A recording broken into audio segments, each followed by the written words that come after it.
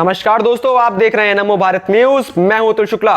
दोस्तों, चीन आज जिस स्थिति में है, ऐसी असहज स्थिति उसने आज तक कभी महसूस नहीं की थी। एक तरफ भारत उसके स्पेक कॉरिडोर पर रोक लगाने के लिए हर संभव कोशिश कर रहा है, तो वहीं चीन के स्टिंग ऑफ पल्स प्रोजेक्ट को भी भारत ने अपने क्वाड ग्रुप की मदद से तोड़ दिया है। और यही कारण है कि चीन अब लगातार भारत को युद्ध में उलझाने का प्रयास कर रहा है। पिछली बार उसने भारत के लद्दाख वाले इलाके से घुसपैठ करने की कोशिश की थी, जहां उसे मुंह की खानी पड़ी थी और उसका तमाशा पूरी दुनिया ने देखा था। उससे पहले डोकलाम, जो असम के पास पड़ता है, वहां भी चीन ने अपनी हरकतें की थी और इस बार चीन एक नए ही प्लान के साथ आगे आया है। अब क्या है पूरा मामला, वो मैं आपको आगे बताऊंगा, मगर आज ये बेहद खुफिया रिपोर्ट आपको सबके साथ शेयर जरूर करनी चाहिए। और मैं आपको आगे यह भी बताऊंगा कि किस किस समय भारत की किन किन जमीनों पर चीन ने कब्जा किया और कैसे अपनी विस्तारवादी नीति के तहत चीन पिछले साल भारत से उलझ रहा था।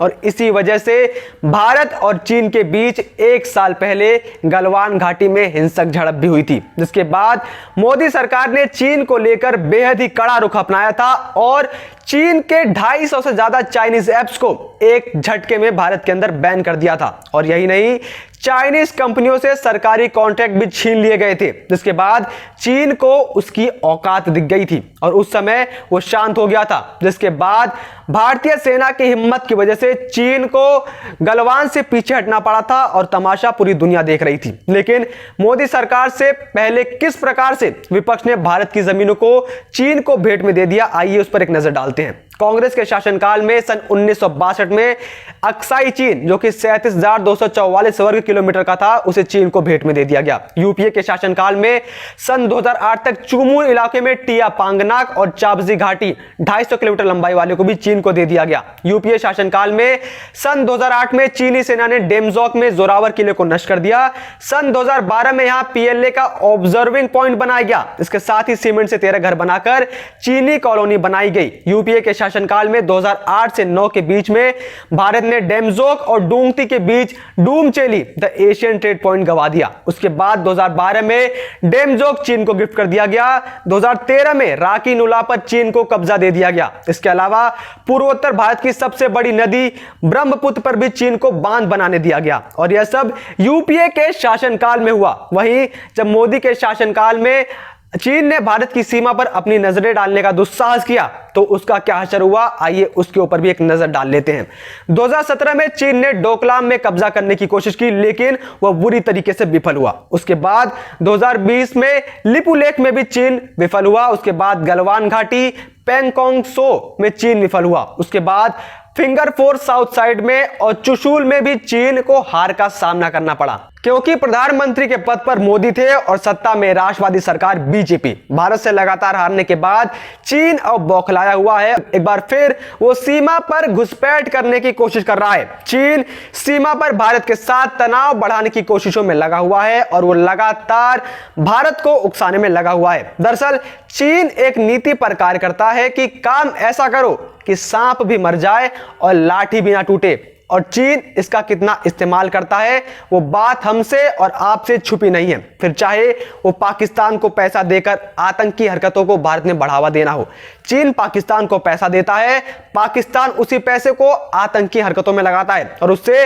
नुकसान भारत का होता है। तो यहां पर चीन इनडायरेक्टली भारत को क्षति पहुंचाने का प्रयास करता है। कोई इसके लिए उसके ऊपर आरोप भी नहीं लगा सकता, क्योंकि वो तो यह कहकर निकल जाएगा कि हम तो पाकिस्तान को पैसे देते हैं, हमें क्या पता वो क्या कर रहा है। और चीन का कोरोना वायरस भी हमने देखा कि कैसे उसकी वजह से भारत को बहुत ज्यादा नुकसान हुआ है और भारत की इकोनॉमी इस समय अपने घुटनों पर है और इसी वजह से भारत अभी युद्ध नहीं करना चाहता और इसी वजह से चीन भारत को लगातार उकसाने का पूरा प्रयास कर रहा है और कैसे भी करके बस भारत पहला हमला कर दे, जिसके बाद चीन इसे युद्ध में बदल दे, जिसके लिए वो अपना पूरा प्रयास कर रही है। लेकिन मोदी को चीन की ये सभी धूर्त हरकतों के बारे में पहले से ही मालूम है, इसलिए वो पहले हमला नहीं कर रहे हैं, लेकिन वो पीछे भी नहीं हट रहे हैं। सेना को उन्होंने पूरी तैयारी करने के आदेश दे रखे हैं। और वहीं यही चाइना जो एक तरफ तो हमें आंखें दिखा रहा है, तो एक तरफ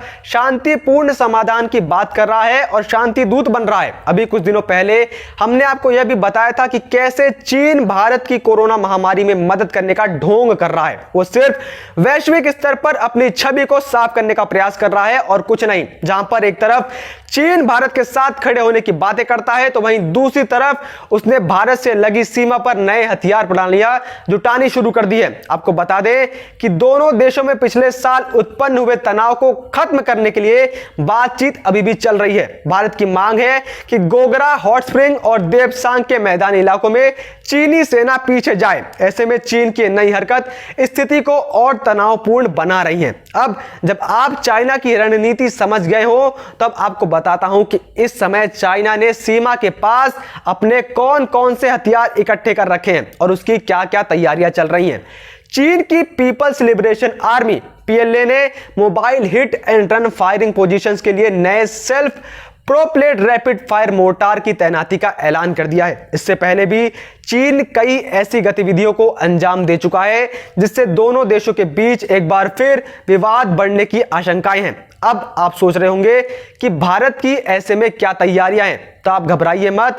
अब सत्ता में मोदी हैं, वो घर में घुसकर मारने में भरोसा रखते हैं।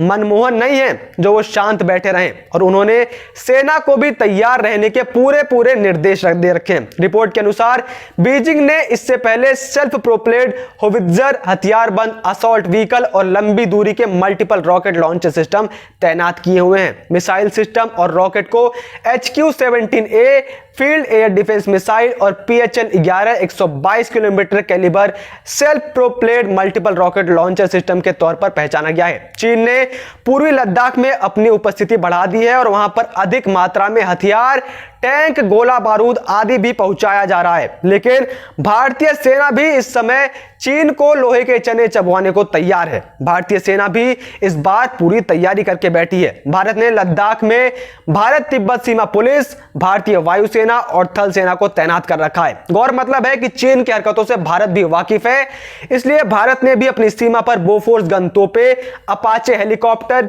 चीनीक हेलीकॉप्टर, ध्रुव और Rudra helicopter, MiG-21, MiG-29, Sukhoi 30 MKI, Jaguar, LAC Tejas, Rafale, 60,000 से ज्यादा सैनिक जिनके पास night vision camera, bullet proof jacket, latest AK-103 rifles के साथ लैस हैं। वहीं नौसेना हाई अलर्ट पर रखी गई है।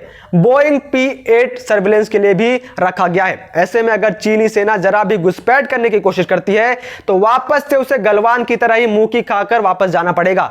अब आने वाले समय में मामला कहां जाता है, अभी उसे लेकर कुछ भी नहीं कहा जा सकता, लेकिन मोदी है तो मुमकिन है। और चीन को भी कहीं ना कहीं मोदी का डर तो जरूर ही सता रहा होगा कि कहीं उसने कोई हरकत की और मोदी ने कुछ ऐसे कदम उठा लिए जिससे चीन का अस्तित्व ही खतरे में पड़ जाए। क्योंकि मोदी की कूटनीति हमसे आपसे छुपी नहीं है, मोदी की तो पूरी दुनिया कायल है। उनके एक इशारे पर विश्व के सभी ताकतवर देश भारत के साथ खड़े हो जाएंगे और फिर चीन अकेला पड़ जाएगा और चीन का अस्तित्व खतरे में पड़ जाएगा।